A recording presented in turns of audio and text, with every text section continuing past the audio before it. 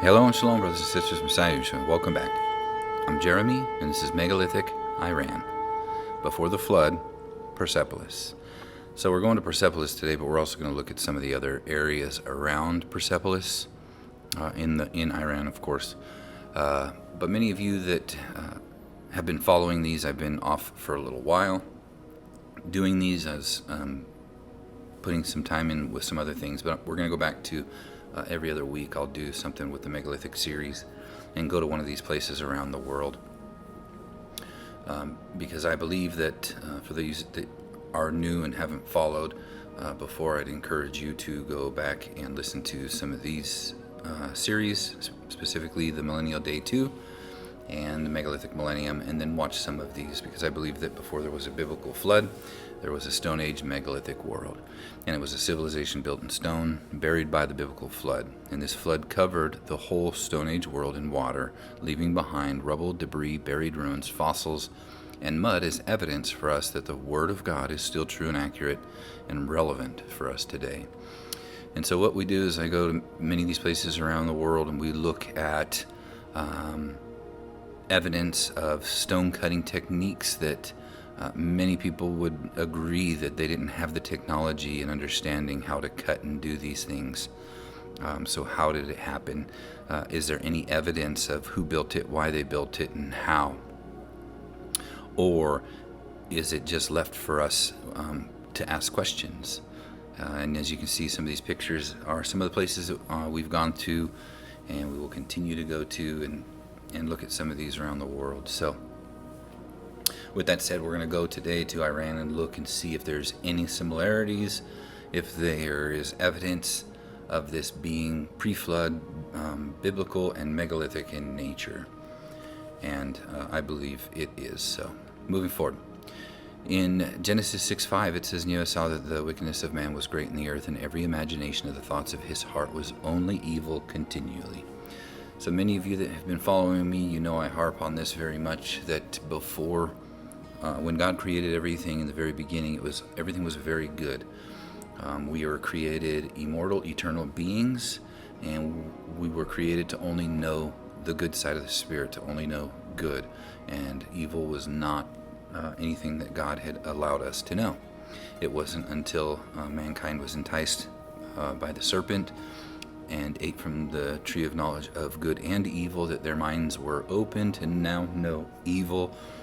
And we see what even today the evil in men's hearts produces: the wars, the murders, the adulteries, you name it, the list goes on. And these things were getting much worse before the flood, to a point where it says the imagination of the thoughts of their heart were only evil continually. There was no more good. It was all only evil, except for we see that we know that Noah was righteous in the sight of God. But not only that, one of the things that we look at is the book of Jubilees and Enochs and so forth, and it speaks of an event that I believe is what actually happened, and we look at the evidence for that here as well. And in 2 Peter it says, For God spared not the angels that sinned, but cast them down to hell, and delivered them into the chains of darkness, to be reserved unto judgment, and spared not the old world, but saved Noah, the eighth person, a preacher of righteousness, bringing in the flood upon the world of ungodly, those that were in darkness, that had thoughts of evil continually. But Noah, a righteous person who chose the good and resisted the evil, he saved from it. Well, the book of Jubilees tells us this. It says at the close of this Jubilee, speaking of a certain Jubilee, Cain was killed after him, Adam, in the same year, for his house fell upon him, and he died in the midst of the house, and was killed by its stones. For with a stone he had killed Abel, and by stone he was killed in righteous judgment. So we know that Cain built his house with stone. Now, was it megalithic? I'm not sure, but this goes on to show that they built with stone, and we'll see later that after the flood, and even up until the time that the children of Israel are in Egypt, they only built with mud brick and straw. They made brick for stone. They didn't use stone. And even when it comes to the point where they're able to cut stone again, it's hewn stone. And throughout the Bible, things of God, like the altar and so forth, was to be made without hewn stone, without cut stone. And that's one of the things that we see all over the megalithic world, is this cut stone. All right, so moving forward.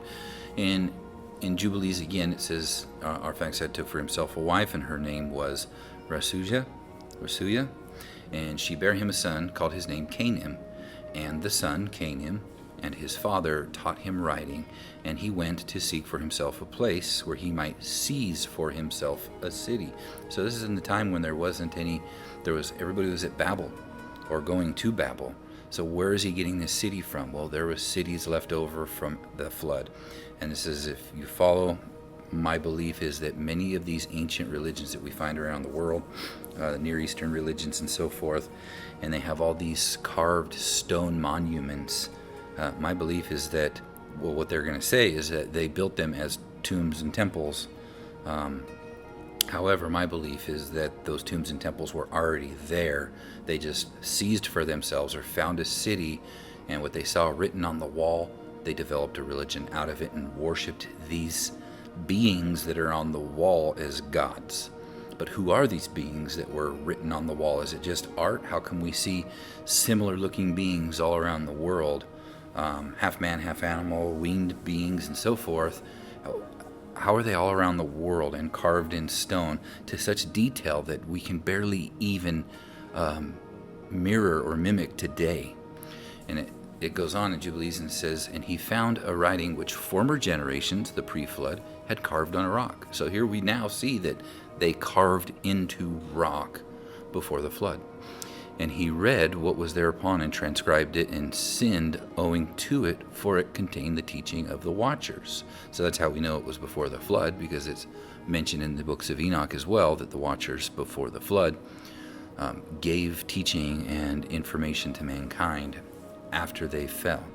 And they fell by making themselves known to mankind, because they're spirit and they're eternal and they're invisible. But they made themselves known at that time. They weren't supposed to. And not only that, they procreated with human women, mixing eternal with mortal, or immortality with mortality. And by mixing, they created this breed of what is called Nephilim, or their sons, which are killed off before the flood. And they remain as spirits or souls, depends on what book you read, in the earth as evil spirits, because they're neither heavenly nor earthly, but they're kind of a mix of both. And then it goes on to say that these watchers were no longer allowed in heaven because they're eternal, but they were no longer allowed to ascend back because of what had happened. So they were bound until a time of judgment. And it goes on that they used to observe the omens of the sun, moon, and stars. And so we see these megalithic sites are usually oriented in a way with what the stars and equinoxes and so forth are doing. And also in Enoch 16:2 it says, and now as the watchers who have sent you to intercede for them, who had been aforetime in heaven, say to them, you have been in heaven, but all the mysteries had not yet been revealed to you, and you knew worthless ones. And these, in the hardness of your hearts, you have made known to the women, and through these mysteries, women and men work much evil in the earth. So we know that they go on, whatever this information that they knew, that they taught to man, the book of Enoch says that God says it's a worthless mystery. It's the knowledge of this world and the physical things here, but it was worthless compared to the knowledge that God has in store for those that he is revealing to his believers, and that to come. And we see this all over the world. Everybody's trying to figure out what these megalithic sites were used for and why. Why did they build them? I don't believe that we're supposed to know why or what they used them for. Some of them, I believe it's going to remain a mystery, and we were never supposed to know. The purpose of me doing these videos isn't to find out what's going on there. It's to show that I believe what the Bible says is true, and that what happened before the flood, what Enoch and so forth says, it gives evidence throughout the whole world that the Bible is true, relevant, and accurate for us today. And so in Revelation 9:20, it also says that these people, the people coming did not repent of their works in their hands, nor give up worshiping demons and idols of gold, silver, bronze, and stone. So demons of stone. And we're going to look at some of these early church fathers, because I started researching, what did they believe about these things? And pretty much all of them, from what I can tell, give evidence and agree with what the book of Enoch says in their understanding of what happened before the flood and who these angels were, sons of God, that they were literally angels and not just the sons, righteous men. So, all right, moving forward. And then we'll get to the pictures here in just a second. And then in Enoch 7:1, it says that it happened after the sons of men had multiplied in those days, that the daughters were born to them elegant and beautiful. And it says, then the watchers, the sons of heaven, beheld them, and they became enamored of them, saying to each other, come and let us select for ourselves women from men, and let us beget children. And that's what goes on to happen. And so these children and these angels become worshipped as gods and carved into stone. And this world is destroyed by a flood. And after the flood, the people scatter around the world, find these cities, see what's carved in stone on the walls, and they develop a religion and worship of demons and fallen angels as gods, when they are not the one true God and his son Yeshua, but are in fact fallen angels and their children. And in Enoch it goes on to say, and now as the watchers who have sent you to intercede for them who had been in heaven, say to them, you have been in heaven, but all the mysteries had not been yet been revealed to you, and you knew worthless ones. These in the hardness of your hearts you have made known to women. So again, these mysteries were made known to them, but they're not important. And the Bible teaches us what is important, what mysteries. It's to know God and his Son, and to really truly understand what that means. And that's what my channel is mostly about, is for us studying and getting to know our Father. I thought I'd throw this one in there as well, and then next time we do it, I'll throw in many of the church fathers. But this is from Josephus himself in the Antiquities of the Jews, Book 1, Chapter 3, Verse 1. It says, for many angels of God accompanied with women and beget sons that proved unjust and despisers of all that was good. So we see the difference between good and evil here. And he goes on account of the confidence they had in their own strength, for the tradition is that these men did not resemble the acts of those whom the Grecians called giants. And so we see, I believe that the Greeks and the Romans and so forth, where we see all these megalithic things as well, and they carve all these beings in stone, they call them giants, but I believe that they were the sons of fallen angels. All right. And in Genesis, right, we see here that they made brick for stone at the Tower of Babel. They didn't use stone, they made brick. And then also when we go to Exodus, in Egypt, the children of Israel, they were not building with megalithic stones, they were building with mud brick made from straw and so forth. All right, so last time we talked about fallen angels in depth. I just wanted to do a quick overview of that. Now let's get to Persepolis. So the picture to the left was from Iraq, and you can see we looked at these things. I don't know if these were cherubim or whatnot, but they were half man, half animal, winged beings, and they're ginormous, and they are everywhere. There's a lot of them. And so Iraq is connected to Iran, and now we're going to look at Iran and what's found there, because we see that these are kind of still the same things in Iran now this time. All right, and the things to the left, right, we see buried all over Iraq. They're here as well, many different forms and sizes and shapes. And then the picture to the right, we're going to look at this once ruins and buried, now uncovered and for people to go visit today. So here's another picture of one of those things. We're going to talk about the cuneiform that's written all over the walls here in a little bit. But these, like I said before, are found not just in Iran, not in Iraq, but all over that area. and they were found deeply buried. Some of them not buried and destroyed, as you can see. They have gone through over time trying to destroy these things. You know, they'll shoot at them and they'll hit them and everything, but it's megalithic stone, and you don't just get rid of it that easy without some big gigantic, you know, bulldozer or something to take these things out, or explosions. All right, and so here's another picture of that, and you can see the alignment here with sunrise and so forth. All right, so here's part of Persepolis, and this is actually a very big. Persepolis is very large in size. This is just one part of it, and we'll look at this some better, clearer pictures here in just a moment.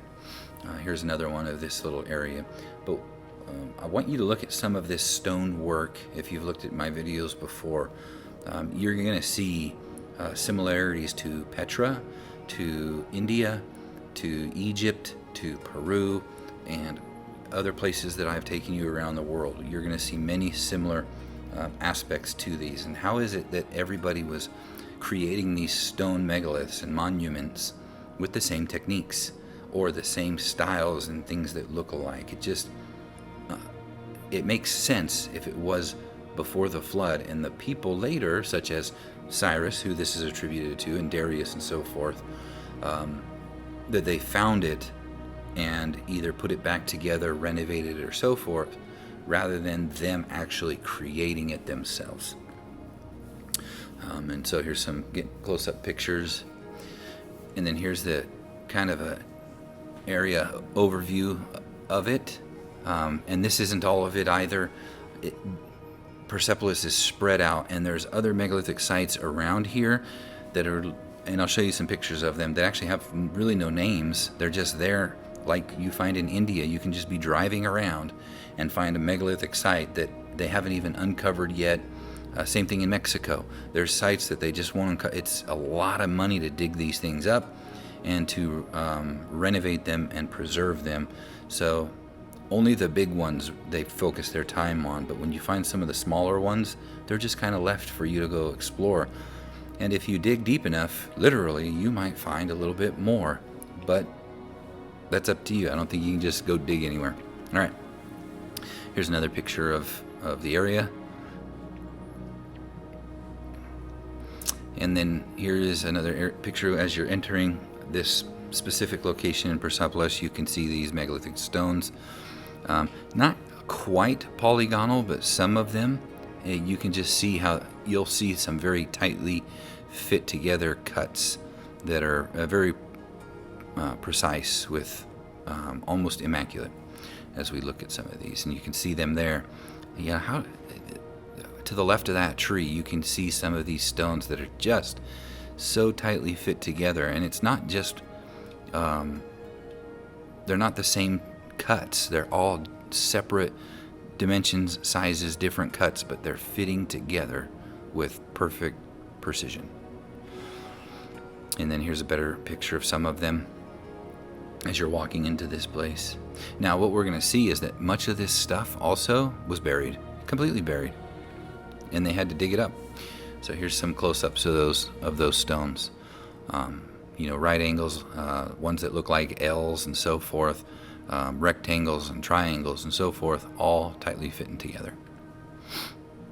And some more pictures of those. And then if you see these step pyramid designs right there on the right, we find those all over Petra, and I don't know, that same exact design, what you see there, you see it in other places around the world. And then here's just some more pictures. You see the striations. I've showed you these all over, where it goes left and then right, and then left and then right at an angle. And we find this, again, all over India, Indonesia, Egypt, all Mexico, all over, these same design techniques. And also things unfinished. And here you can see, we're going to look, there's many foundations that they lay. There's like a general megalithic foundation that's very rough cut, and they put another one on top of it that's very precise, like a smooth, tightly fitting together floor, and then lay on top of that. And then you can see many of these, they just kind of put stuff back together like Legos, because it's been destroyed and left. And so here is Persepolis, a picture of it. You can see that many of these things were buried, and much of it had to be dug up. Now, can this happen from a local flood? Yes, it can. But you're going to see some of the things here, just like I've showed you in Petra and other places, high up, that a local flood couldn't have touched. So how did the debris and rubble bury some of these things that are so high up? The ground floor, okay, maybe. But when you start climbing up in altitude and then these things are now buried, how did that debris and rubble get there? Unless there was a worldwide flood that moved this debris with great force, because the Bible says that the fountains of the great deep broke open and flooded these areas with not just sand, but with rubble, debris, and dinosaurs and so forth. All right, so another thing that we see here, that we see all over, are keystones. We see these keystones here in Persepolis, and we see these all over the world as well. You can look up Google and just Google keystones around the world, and you'll see pictures of them. This same design, and it was to hold these blocks together for either earthquakes or whatnot. But they were very, very smart design. So here's some other pictures, and we're going to start looking at some of the detailed pictures. I just wanted to show you some of the area there with some of this megalithic design. And not all of this was all standing like this. We'll look at some of the pictures, ancient drawings of it and so forth, where it was completely buried as well. And here's a bunch of pillars where pillars once sat or were going to sit. I don't know if they were there and they were taken away or whatnot, or these bases, if those are new or whatnot. These mounds, the rounded area, those are not ancient. It's just mud and straw and everything. And I don't know what the purpose of those is, but I'm sure somebody else does. All right, so here's another overview of it, and you can see here some of these pillars that once stood there. They're all broke down, and gone.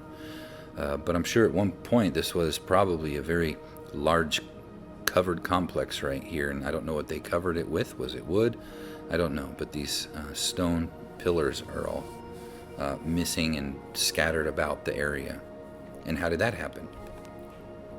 And here's a better picture from another angle. You can see some of these things and some construction. They've covered some of these things to preserve it.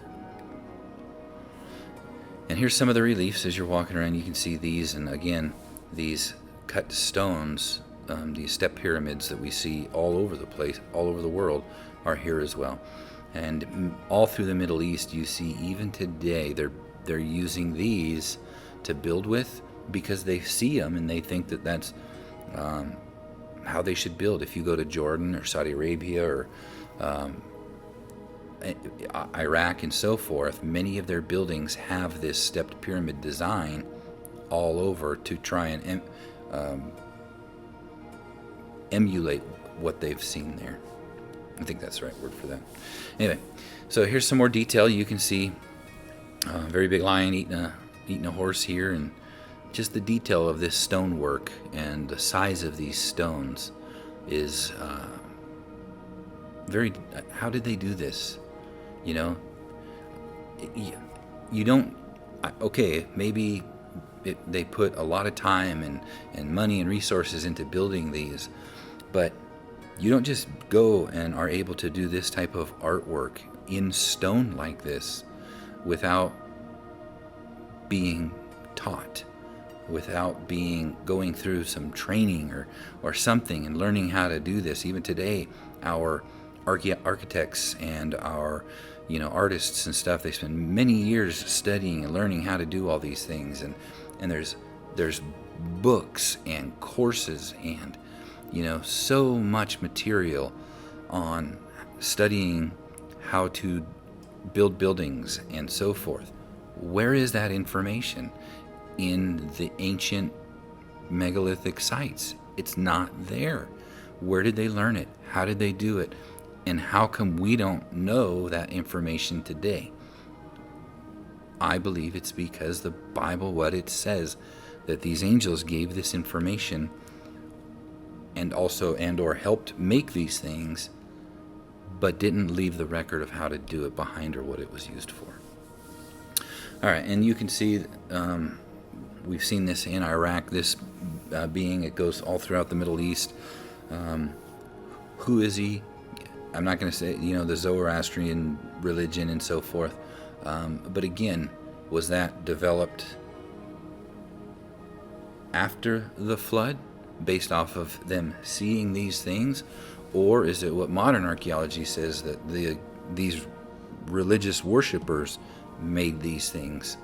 And I think it's the first rather than the latter, that people came after the flood, found these places, and developed a religion based off of what they saw carved in stone. And so here's just more of the detailed reliefs in these megalithic stonework. And again, more detail. Unfinished, you can see. But not only unfinished, you also see places, if you look to the right, the doorway, how detailed it is.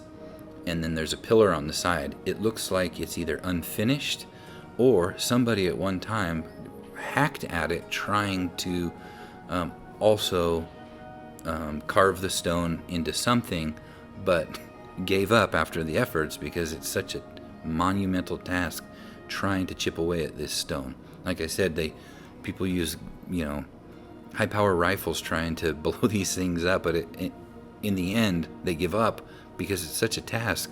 They have to come in with demolition with high powered explosives, seafloor and so forth, to blow these things up, such as many of our we observed military members going into Iraq and watching them do these things. All right, but I just thought I'd talk about that for a moment. Moving on. And then here's these doorways. This I find it interesting, and many of you are probably knowing where I'm going with this, but this middle door with the two smaller doors on the left and right, and with the indents, you have the 3 indents. I've showed you this so many places in Egypt, in Petra, in Peru, and so forth. So real quick, just going back to Tiwanaku, we'll look at that. Bolivia, to the left in middle picture. There it is again. Almost the same exact design. This is in Bolivia. Why are we seeing that in Bolivia? And the stonework, many of the designs that you see in Bolivia and Pumapunku, we'll look at Pumapunku left, we're also seeing here and other places around the world. How is that?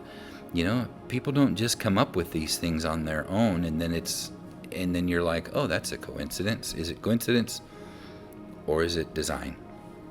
And so here in Pumapunku, you can see that the doorways and so forth are same thing, only they build a lintel on the top and then the side pillars, whereas the other 2 we saw were just exact one full piece. But the picture up to the right and in the top left, you can see the lintel and so forth in the doorway.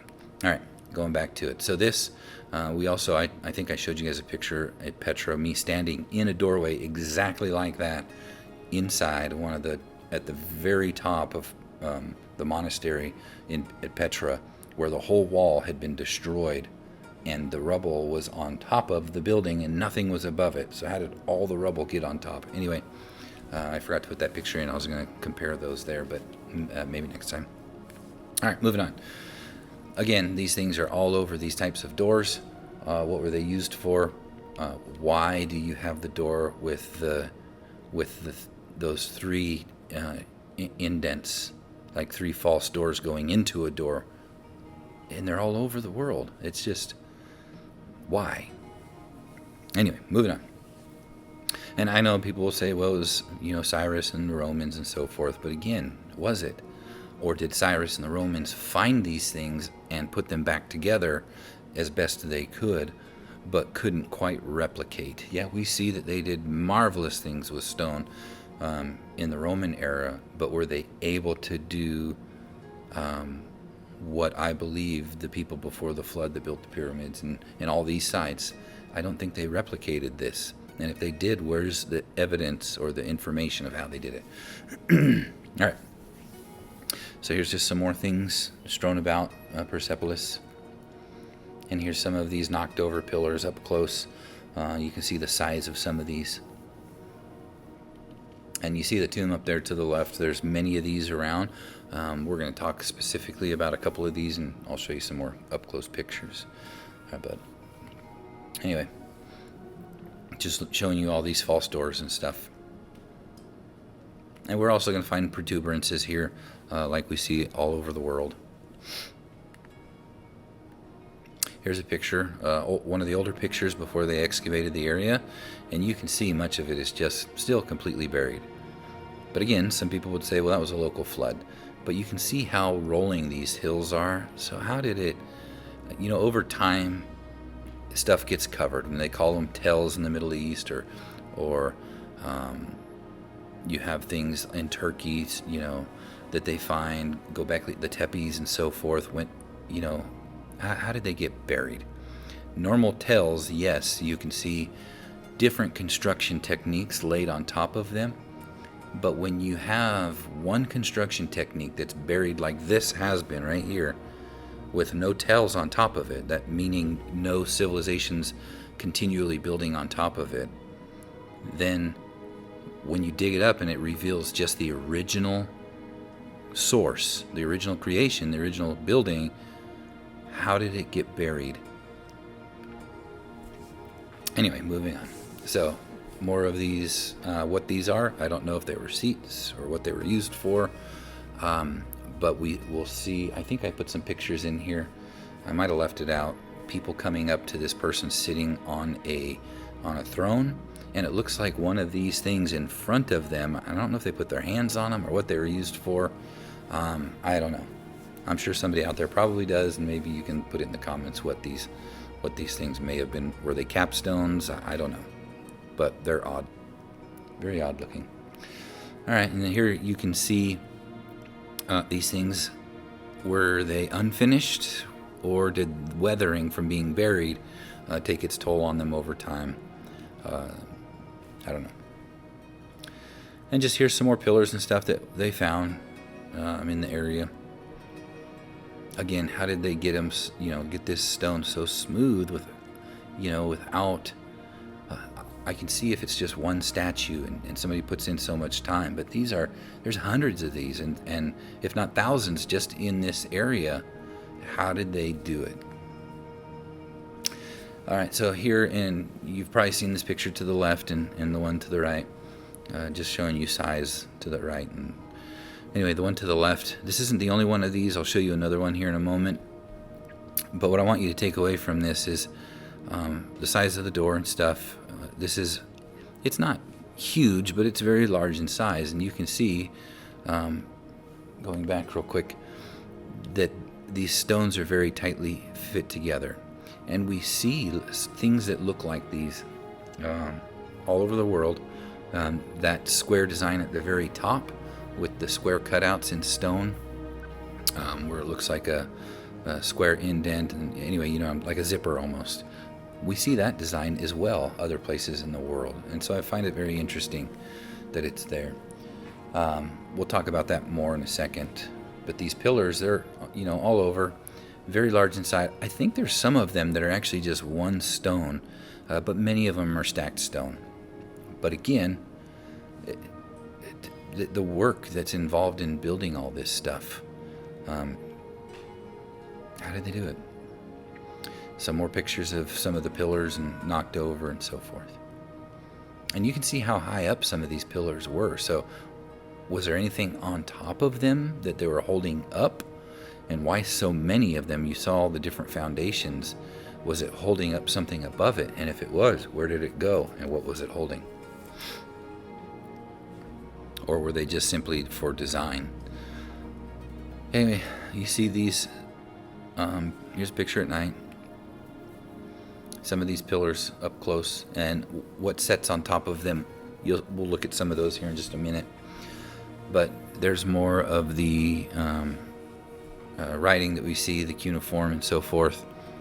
And we'll talk about that again here in a moment. Again, more pillars and the size of them. More debris just laying around, broken up. And just another look at some of these.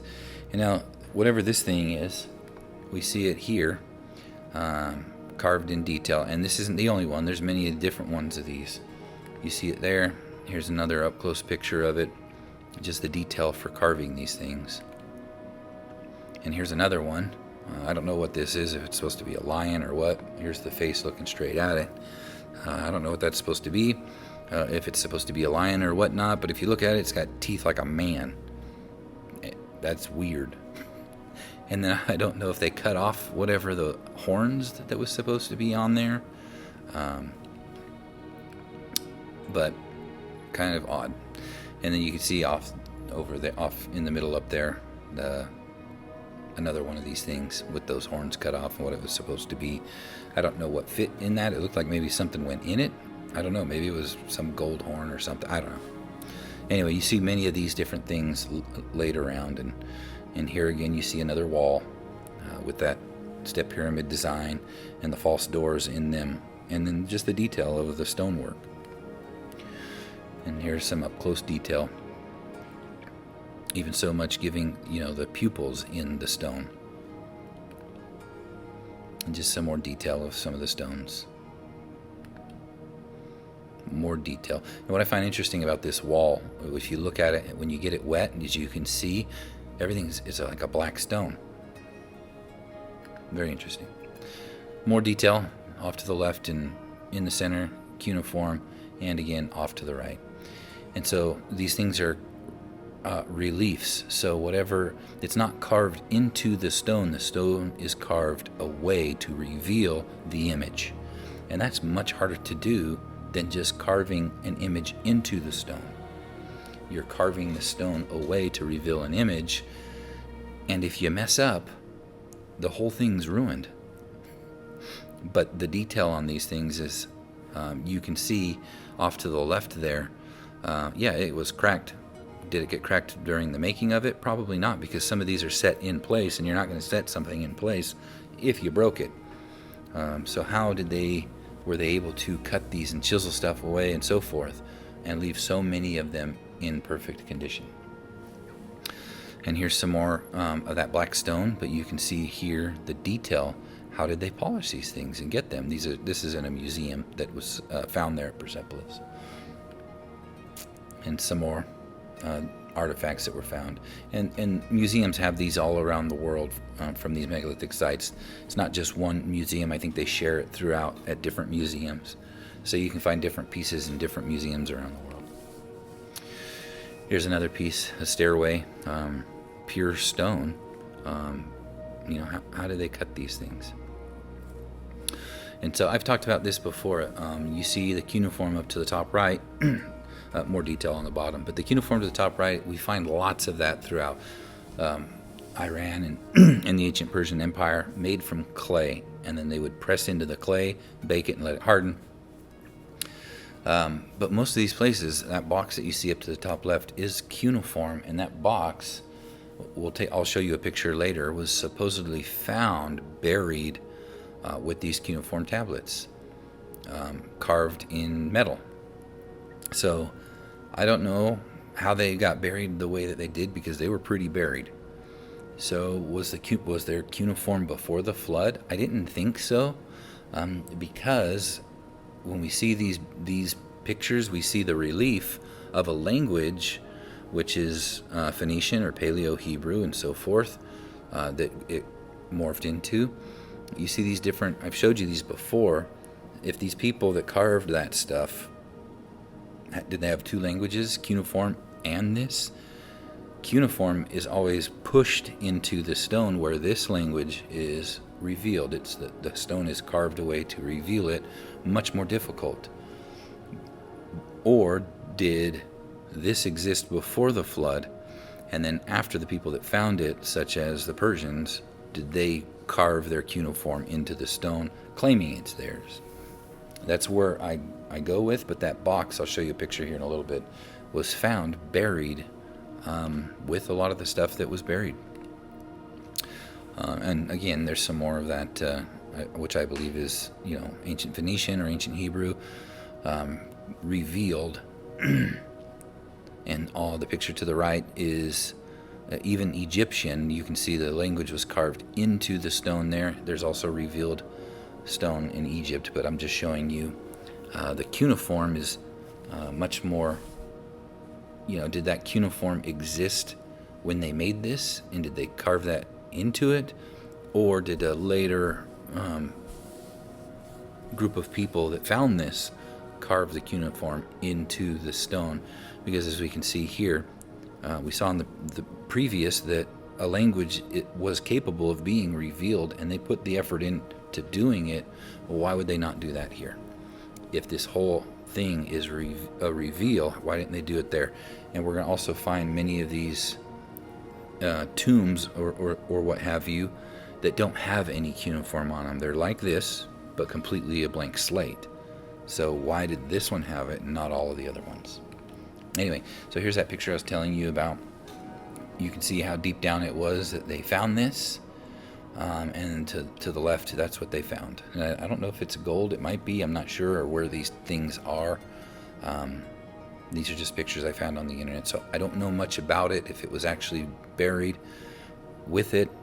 But it shows there that it was. So that kind of puts a wrench in everything and makes me wonder, what in the world? How did that exist before the flood? Or was it a local flood that buried that? And I don't know. That's a question that I haven't yet been able to answer. And there's another picture of those inside of a stone box, metal plates with cuneiform on them. All right, and so here's some more of those two-headed things. This is, I guess, horse. And you can see, again, horns or something that was cut off of them. Why are they cutting these horns off? I don't know. And there's another one that you can see. It was either buried or not finished and just left to kind of die away. More detail. This is another part of that black wall that you could see when you get it wet. And there you can see that some of these eyes are black. It's not because, it's because the wall, if you rub it wet, it turns black. And just more pictures of the area. So what I want to do is, in Persepolis, there's many tombs. And some of these tombs, Naksh, Rashtam, I don't know how to say that. But you can see that thing to the left, the square building popping out of the ground. And to the right, you see all these different tombs throughout the mountain. This isn't all of them. There are many. We'll look at some that are further up north, about 10-minute drive, and then down to the south as well. But they look like these, and we're going to talk about some of them. And you can just see the size of the people here, and how big these things are, and how high up they make them in the rock face. So keep that in mind, how high up. Now, they say that these are the tombs of Darius and Artaxerxes and Darius the Great and Artaxerxes, and we'll also see the tomb of Cyrus himself later, which they say is where they were. I don't know if they actually found the bodies in there or not, and what the cuneiform says, because I don't speak it, but you'll see that not all of these have cuneiform on them. So why do some of them but not all of them? All right, moving forward. So here's another picture of some of these tombs, same tombs, and you can see the size compared to the people. A little bit more detailed look at them, and you can see here, I think none of these have the cuneiform on them. If we go up close, it was just the one. So again, were they originally created to have cuneiform written, or did that come after the fact? I believe after the fact, but then how did those plates with cuneiform on them get buried with that in a stone box? A very nicely carved stone box. I don't know if it exists in a museum or whatnot, but if any of you know where it's at, I haven't even looked for it. I haven't had time, but if you guys know where it's at or know anything about it, let me know. But again, you can see these doors carved into the wall, just like we saw in Pumpumku and in Petra, and also in Saudi Arabia. We see these things and so forth all over the world. All right, so here's this one here.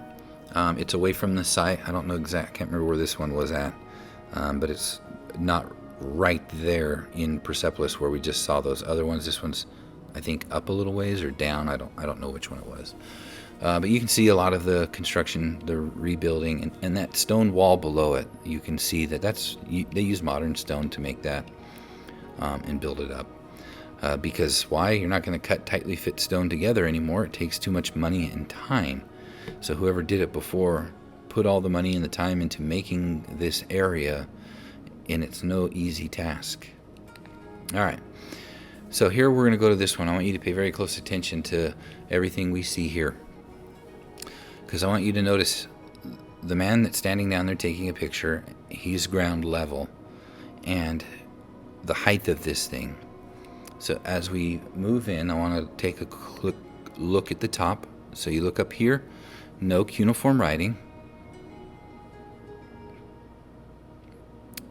but this is the same depiction that is above. I think all of them. What does it mean? I have no idea. But you have 3 levels. This level, and then you have the one down below, which you see there. And again, you can see the same striations that we see in Egypt, that we see in India, and we see in China. We see them same striations. And we also see those false door things like we see, but these ones actually have things inside, like Petra. There's rooms that you can go into. So look at this weathering that you see, this giant crack by the door. And I believe that that's weathering, and we're going to take a look at that here. And as you see the whole picture again, and down below, here's an ancient photograph that was taken of this very spot. And I want you to notice the rock up top. Look at the very top, so you can see that this is the exact same location. But look where that door is.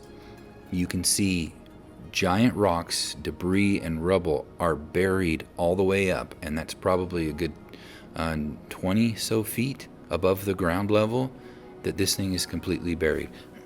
Up high in this mountain area, how did all that debris, rock, and rubble bury all of this?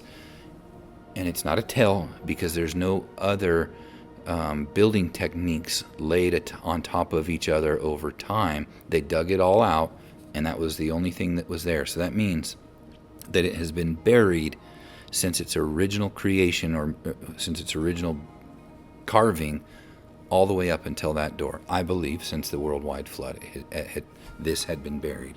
So as we take it away, or let me blow that up, you can see that where the top of the door is, it has been buried until they dug it out. Same thing with the Sphinx in Egypt. It wasn't until the 20s that they started digging it up, 1920s, and it wasn't until I think 1980s when they really got most of it out of there, and then it revealed that there's a whole city buried under there. Same with this place. And so there you can see the weathering from where it was buried and where it was not. And just so you can see, these are some of the ancient depictions of this area. And you can look around, and whoever drew these, I don't know, you can see much of it was buried. Here's another depiction of the area. Completely different than what we see today. This, it's buried. And again, it's not a tell where you see many different civilizations building on top of it and using it. No, this was buried. Its original creation has been buried. Since it was buried, nobody has dug it up, which I believe it was a worldwide flood that buried it. So here's another art depiction of the area. Again, much of it's buried. And another art depiction of Persepolis. Again, you don't see all the stuff yet uncovered. Another art depiction. Some of it here. But again, there's that door, and it was buried all the way up. And that guy, let's say he's 6 feet. So that's at least 20 feet up there. Even if he's 5 feet, that's at least maybe 25, 30 feet above that it was buried, that they had to dig out. And again, this is all carved into stone. So where did all of the debris go that they carved out of this thing? And you can see up there the work that they've done to fix that area that was buried, because water gets down in there. So this is again at Petra, the monastery. You can see off to the right there's still stuff buried, but then you can see where it was buried up to the line that they had to dig it out, and how much damage is done to the stone from where it was buried because of the heat and so forth from the sand, cooking it with the moisture and stuff. But again, that picture that I forgot to add with the false door that looks just like we see there is behind me as I'm taking that picture. Anyway, coming back, so you can see how high up these things are. And there's other pictures we'll look at that show that there's debris up in there that's just left.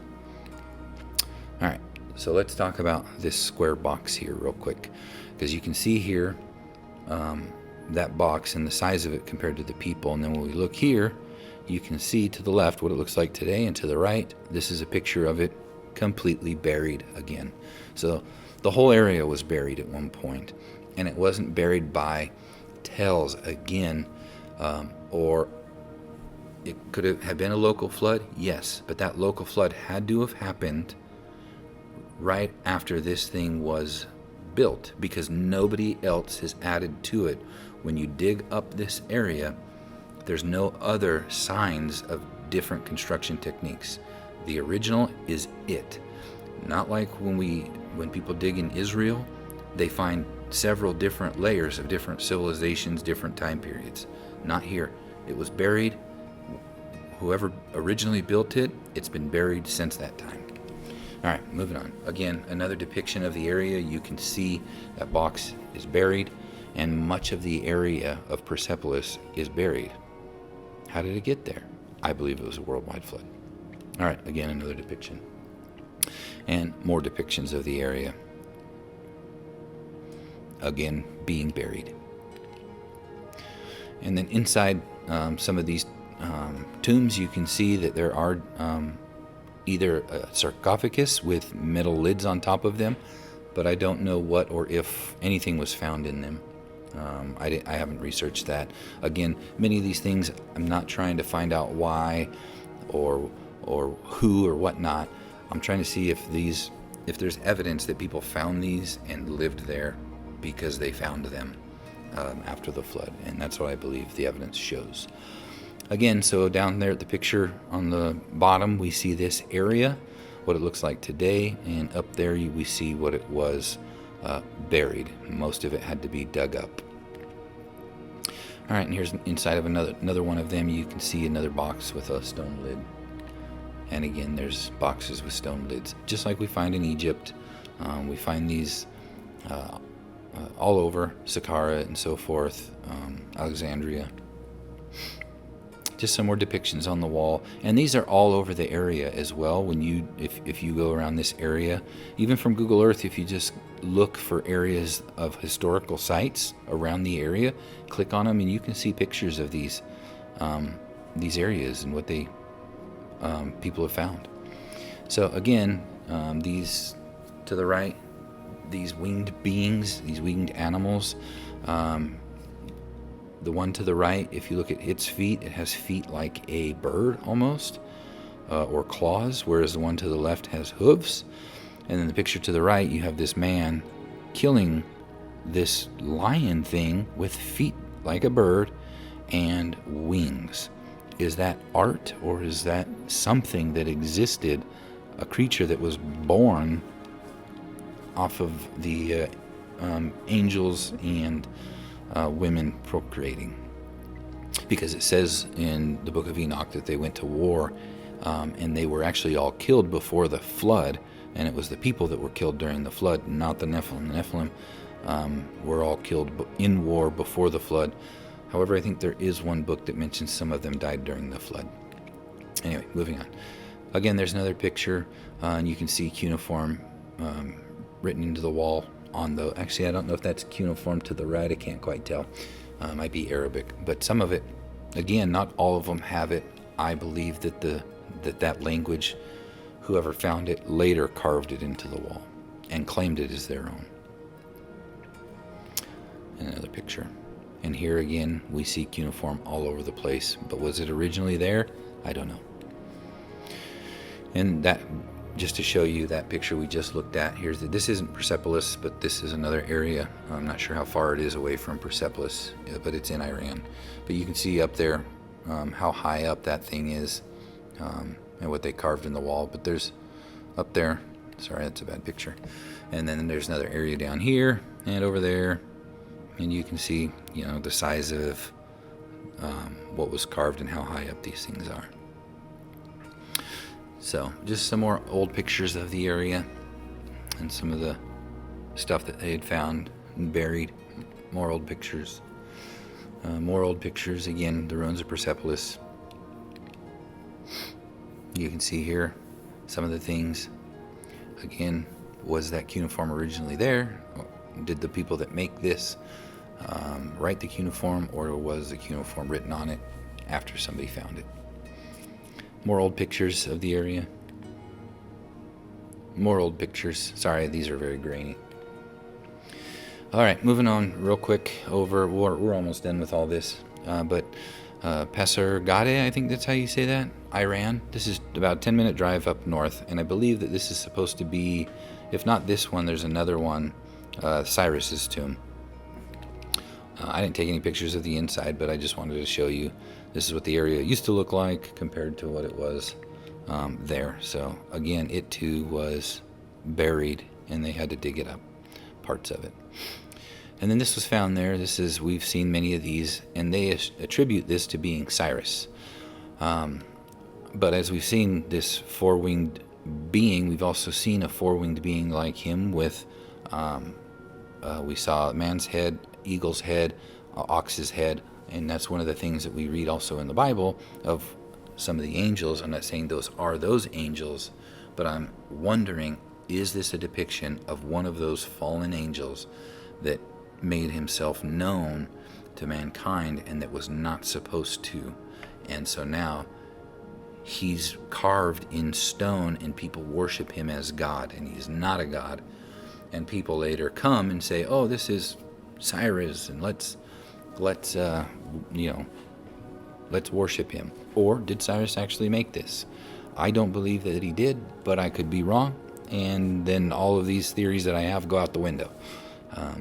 But I believe what the Book of Enoch and what the Bible says, that there was a worldwide civilization before the flood. That's why the whole world had to be destroyed, not just a local one area where there was only one wicked people.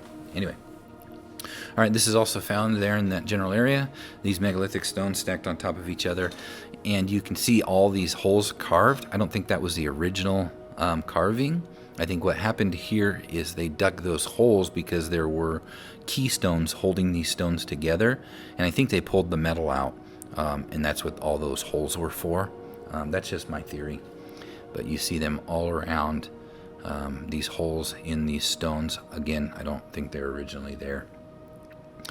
Because you're going to see keystones in this area here in just a second. But that's what I think that they did, is they carved holes into where they connected these stones to pull that metal out. And once they get to the metal, why take all the work to pull down all those stones? Because it's very difficult when you can just chip into the stone and pull the metal out. And so here's some of those keystones that you can see. So they probably chipped in. Once they got to the metal, they pulled it out. Because I don't know what kind of metal it was. Maybe it was a metal that we don't duplicate. I'm not sure. But anyway, you can see, I don't know if that's the original metal in that keystone. But we see those same keystones in Pumapunku and all around the world. All right. Here on these stones, you can look, if you see off to the left, there's protuberances. There's a picture earlier I forgot to show you guys and point out, but there was protuberances there as well. Maybe if you go back and look through, you'll see them. Anyway, so you can see, I don't know what they were trying to do with these steps, but there was something going on, and you see all these megalithic stones around it, and then also it's still buried. They haven't spent the time to dig this area up. It's still all buried. And then here's some megalithic stone, and you can look down. I don't know if that's a language carved in there, if that's art. I just saw this picture and I went, what is that? Is it Arabic? No, I don't think it's Arabic. And I don't know if it's a certain language or just art, but it's definitely not cuneiform, and I don't know what it is. Anyway, moving on. Here's a bunch of pillars in that area as well. Sorry about these grainy pictures. More pillars, you can see the size of them, how smooth and perfectly round they are. Square pillars, size of them. What I find interesting about this place is when you look around here, the foundation. There was a foundation that was laid out of bedrock stone, but then there were stones cut and laid on top of it that tightly fit together perfectly.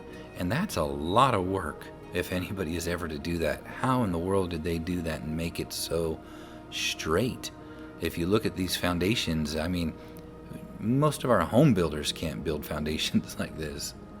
And even the pyramids, the foundation, that they say that over, a quarter of a mile or whatever, the foundation is only off by like 1/8 of an inch. And you can't do that on a house today. And you can see here the different stone that they used for the pillars. When the pillars stood on top of this stone, it was a different stone. I don't know if it was because it was stronger or held up better, but you can see they used a different stone when they put the pillars on top of it. And here you can see, again, under the floor, there is a bedrock stone that's laid as well. And then on top of that, another stone. But there's several, 1, 2, 3 different layers of stone before they put these things on top. And here you can see some of it.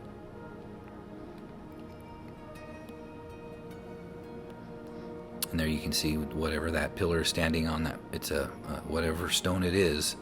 I don't know why they chose that one. And then just here's some more stone that was carved out. You can see the entrance. And here is how tightly fit together this floor was. But it's not just small tiles, as you can see. It's huge stones. Huge. Those things are at least a foot thick. But they're so perfectly polished and level. How in the world did they do that? I don't even think we could do this today. Look at the size of those things. But yet they're perfectly level. Well, not today, but I'm sure you can see how close it was. All right, and in that same area, you can see another one of these square towers. This one's completely destroyed. Only one side of the wall now stands. And there's just some more pictures of it. You can see there it's being held up in the back by a whole bunch of metal and so forth. Here's more stuff just showing you that stuff's still buried out there. And here's another building, megalithic. You can see the different what used to stand, and then what the different. Here you can see the different tales of different people finding this thing and adding to it different stone techniques throughout the ages. Whereas a lot of the other things that they dug up, there was no other civilization that built onto it. It was just buried from when it was buried. And this one is just sitting out there from when you go from Persepolis to Cyrus's tomb. This is just a spot in between, and you can click on Google Earth and it says historical site. But there's no signs, nothing. It's just left out to the open like this. And when you look at it, here's some of the foundation stones. Again, very tightly fit together, very megalithic in size.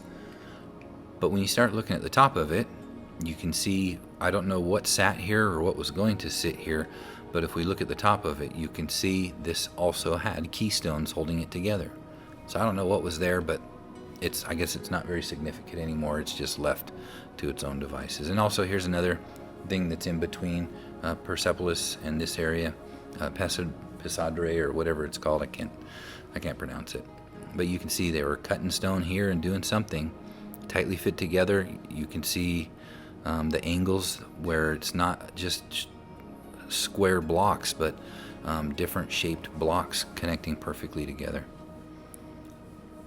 And that looks, I don't know if that was cracked or whatnot, but you can see how tight that fit is right there in the middle. The rest of it's very rough cut, but they made it fit nice and tight. And then here's another thing out there in the area that's just off by itself. And here's another thing that's off in that area. You can see deep down, just like I showed you the pictures in Egypt, those giant square holes that are cut deep down into the bedrock. You have one here in Iran, just like we find in Egypt. And here's a picture of it again, cut straight down into the bedrock, and you can see the striations, all 4 perfect cut corners. And I don't know how deep it is, but there's a tree growing out of the bottom of it. And I don't know if anybody's ever dug it up, but this is just sitting out there off of the road. and I couldn't see any signs or anything when I was looking on Google Earth for it. Anyway, here's some more pictures of it. But just like we find in Egypt, just cut straight down. What was it used for? I don't know. I don't think it's modern. They're very tightly tight corners, giant square hole, straight down. Anyway, so that's what that looks like. All right, so that's Persepolis. There's a lot more. If you can, like I say, with these places, go to Google Earth and do the little guy and click on them, and you can walk around them and see all kinds of things. And because most of the time, if you look for images, yeah, you're going to find some of them. But there's things that you can see if you do the walk with Google Earth. So anytime you hear about some of these, go check it out.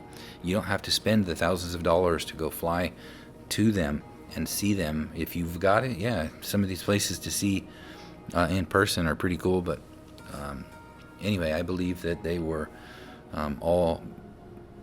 the majority of them, if not all of these megalithic sites, were pre-flood, founded by people after the flood, worshipped and created religions based off of what they found. All right, so next time we're going to go over to Ethiopia and talk about what's carved in the stone there, and then I think India, because we're looking at these places that are carved directly into the bedrock, not stacked stone, and things that are revealed. And in Ethiopia, same thing at Lalibela. It's not stacked stone, it's carved out. The stone is removed, and it's a monumental task. So, and this is a place where the locals say that the angels actually did it. So we'll take a look at that next time.